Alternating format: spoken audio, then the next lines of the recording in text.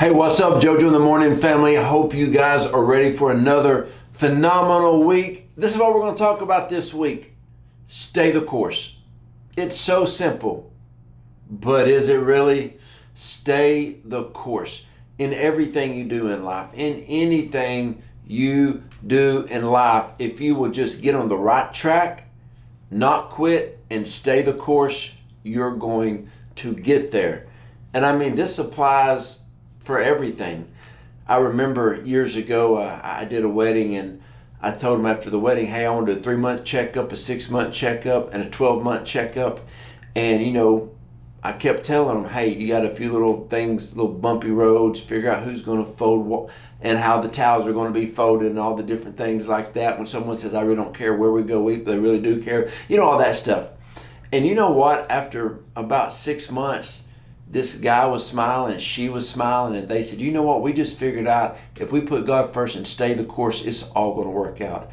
They have one of the best marriages I've ever seen in my life. I remember one day I was helping a gentleman. He wanted to lose 100 pounds. And man, he got in there. The first week was rough. The second week was rough. Third week got just a little bit easier. And man, we watched this guy lose 100 pounds. And you know what he said? Just stay the course. That's how it is in marriage. That is how it is in losing weight, gaining finances, getting closer to God, growing a business. I remember I was starting a business one time and I was so excited about it. And you know what? About 3 months in, the excitement kind of faded away, but I saw the results. That business is still going today. It's going strong, pays me every month. And it's just something that we started years ago. And I remember when the hard days would come, when things weren't working out like I thought they should, I would simply say, if we don't quit and we stay the course, this business is going to be very profitable one day. Okay, Galatians 6:9, and let us not grow weary of doing good, for in due season we will reap if we do not give up. Now here's the problem. This is the problem in everything with most people. When they get a new idea, when they get in a new relationship, when they get a new job, when they go to a new church, they're so excited for 90 days, 4 months, maybe 6 months, and then the newness kind of wears off, and then all of a sudden they're wanting to leave. They're led by emotions. They're feeling based, and that never ends well at all. I've seen gentlemen who are 70, 75 years old, and they're still working full time, and they're struggling to pay their bills, but come to find out, they've been working for 50, 55, 60 years of their life. They've just been working. They've just never stayed the course. They never retired from anywhere. They never put money back. I tell people all the time about investing. When I started investing years and years ago, I just put a little bit in. But you know what? I've invested a little bit every month for years. By doing that, it shifts everything. I know a guy who started buying real estate, one little house at a time. Now, he told me the other day, he says, man, I own 250 doors. And so like if you have a duplex, that's 2 doors, triplex, 3 doors. If you have an apartment complex with 20 apartments, that's called 20 doors. And he just said, Joe, I built it slow, easy, and I just built according to how I could do it. And I turn around one day and I have 50 houses, 100 houses, 150, 200 by simply staying the course. This is something that my wife and I always say. I will not quit on a rough day. Now, I really don't have bad days. I might have a bad moment, but I know how to pray myself out of it. I pick up my phone. I call my prayer partners. I call my intercessors, and they start praying for me. They'll pray me out of any situation. If oppression tries to come up on me, if someone comes against me on social media, if just whatever, you know what? I know how to get out of that situation. I pray, I fast, I have intercessors, I have my prayer partners pray. I've got a lot of really close friends that will help pray me out of anything, okay? Because I'm not going to quit on a bad day. Now, I got to tell you a story that's sad, but it's funny, but it's sad. I had a guy one time ask me, he said, man, how did you do so good in investing in some certain things? And I started thinking about it, and then I had this thought. I thought, oh my goodness, is really this one of my strategies? I had some friends, and every time I asked them about what they're investing in, I did the opposite.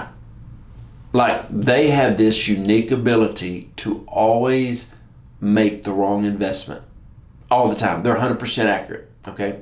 So if they sold a crypto, I would buy it, it would go up. If they bought a stock and I had that stock, I would sell it and it would go down, okay? And because, they just would quit. And I told them, I said, maybe you some way realize when a stock is going down and you shouldn't buy it then. If God put that on your radar, it's not for you to buy then, it's for you to watch on the way down. But they never picked up on that, and then they sold everything and got out, okay? But what happened was they quit. God would show them a crypto, a stock or something, and then all of a sudden it would start to tank. Well, they bought it when it tanked, they sold it. And I said, look, you can't do that. And so they just would quit. I know people who started buying properties, and when real estate would drop, they sold, and everybody would buy it up. Different people who are great investors, they always say investors make their living off of emotional people. Some say emotionally weak people. Emotionally weak people make the wrong decision on a continual basis, constant basis. That they make the wrong decision. If you can learn to stay the course. Somebody said, when do you invest? Monday and Thursdays. Okay, when the market's up or down, Monday and Thursdays. And the summer or the winter, Monday and Thursdays. Every Monday, every Thursday. I stay the course. I'm consistent. How often do you read the Word of God? 7 days a week. How many days a week do you get up early and pray? 7 days a week. Consistency. Consistency will win the race all of the time. Just consistency always wins the race. And so I remember one time when I was young, I was running the 800. I ran the 400, the mile relay, and the 800 in this one track meet. And I remember my coach came up to me and said, hey, Dawson, this is your time. If you run this time, you're going to probably win between second or third in the race, okay? Keep your pace, stay consistent, you know what to do. And I said, Coach, how come I can't win the race? He said, well, this one guy, he's failed 2 grades, so he's about 2 years older than you.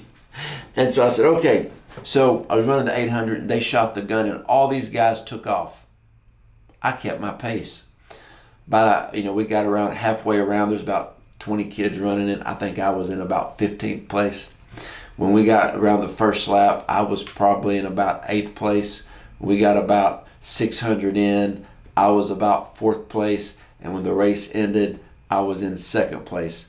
You know why? I never changed my stride. I always stayed the course. I kept my pace. I got the silver medal. The kid that's failed twice, he got the gold medal, but he probably needed some encouragement. Plus, he was about a foot taller than everybody, okay? So, what are we talking about? We're talking about being consistent, okay? One of my favorite phrases to say is consistency is key to everything. Consistency is key to every single thing that you do in your life. One of the craziest things that I will never understand in my life is when somebody, like they'll try out our church, they'll come to our church. I'll be like, oh, what church did you come from? They'll say the name of a church, and I'm like, oh, that's a very good church. I like that pastor. And they're like, yeah, well, I just felt it was time to leave. And I said, okay. But God led me to Roar Church, Texarkana. I said, okay, did God lead you to your last church? Oh, 3 years ago, he led me to that church. Did he lead you to leave? No, I felt it was time. Oh, so God called you to go to your last church, but you decided to override God's voice and leave when something didn't suit you. Something didn't go the way he thought it should. The pastor made a decision you didn't quite like. They didn't sing your song. Whatever. But a lot of times in life, that's what happens. God will lead you into something and then you leave. I had a guy do some marriage counseling about 15 years ago with me, and he just said, you know what, Joe, I just fell out of love with her. I just fell out of love. I said, well, you better fall back in. And so I gave him $50 so I'm going to go home, take her out to eat. You know what? He said, Joe, we went out on a date. I fell back in love with her. I said, there you go. Y'all had an argument. The marriage isn't over. Stay the course. You said I do. For better or for worse. Okay? Stay the course. And the main thing about staying the course is somebody asked me where my strength comes from. My strength for 31 years has been in my early morning prayer time. I don't miss it. I was up this morning praying for anybody got up in our house. I was up praying. Consistency is key. Don't quit. I don't miss those days. I just can't miss them. That's where my strength comes from. And so that's what you got to do. You got to learn to stay the course. I remember one time I got into business and I was real excited about it. And the guy that was helping me in the business, mentoring me, he said, man, you're excited right now, Joe. You're doing great. Your first month's over. You're doing really good. I said, thank you, sir. He said, but I need you to give me a 3-month goal. I said, okay. Give me a 6-month goal for this business. I said, okay. Give me a year goal for this business. I was like, okay. He said, where do you want to be in 3 years? I said, whoa, I just got done with my first month. He said, if you can get a 3-year goal and a 5-year goal, you'll reach those goals, okay? You'll reach them. But the thing is, you got to have longevity. You got to stay the course. And one of the biggest problems I see with people is people don't stay the course. I remember one day I was at a conference and I was speaking with 2 phenomenal men of God, and one guy said, man, my church is 4 years old. And the host said, hey, well, how many of your original crew is with you? He said, 1 person. Not even a couple. 1 person. And someone asked me, well, hey, when you started, your church, Joe, how many people are with you? And I said, 4. Like 4 people out of everybody that started is with us.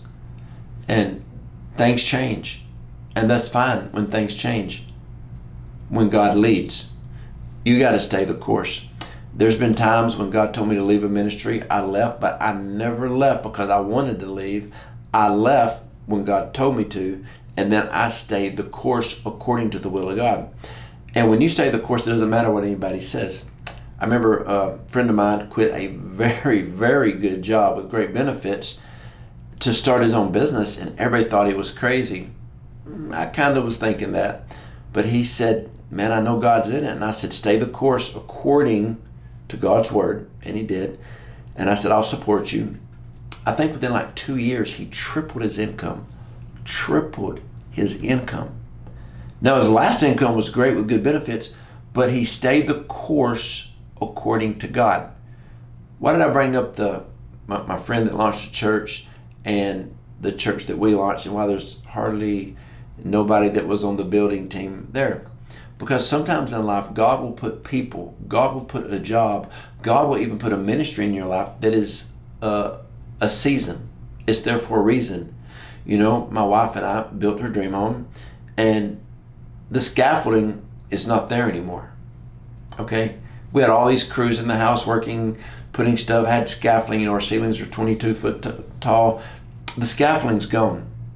Sometimes people in your life are there for a reason or a season. They're not going to be there for a lifetime. You're in a job for a reason or a season, not a lifetime. You stay the course according to God's will. And people make mistakes. People miss the Lord. That's okay. I mean, it's not okay, but it is okay. When you do it, back up. I'm sorry, I messed up, and get back to what God called you to do. By doing that, things are going to shift in your life, okay? Things are going to shift. And so stay the course, follow the leading of the Lord. When you are in a marriage, you're in a marriage, okay? When you're in a ministry, don't leave that ministry until God says you can leave. When you're working at a job, even if you don't like working there, I'm telling you, don't leave until God says leave, because how you exit one season is how you will enter into the next season. Make sure you're following the Lord. Stay consistent, stay the course, and watch how everything works out. Hey, what's up, social media family? We have an exciting announcement for the Next Level Mentoring Program. We are now offering a 12-week course called the Fast Track. In the Fast Track, you will have a customizable track that you can follow for 12 weeks of accelerated growth in whatever area of ministry, life, or business you want to grow in. You know, we're really getting this program to set you up to win in life, to succeed. For 12 weeks, Autumn and I are going to be in your life on a weekly phone call to help challenge you over 12 topics to help move you forward and advance the kingdom assignment on your life. For more information, you can click on the description box below to find out how to get started on the Fast Track. And remember, we're always in your corner.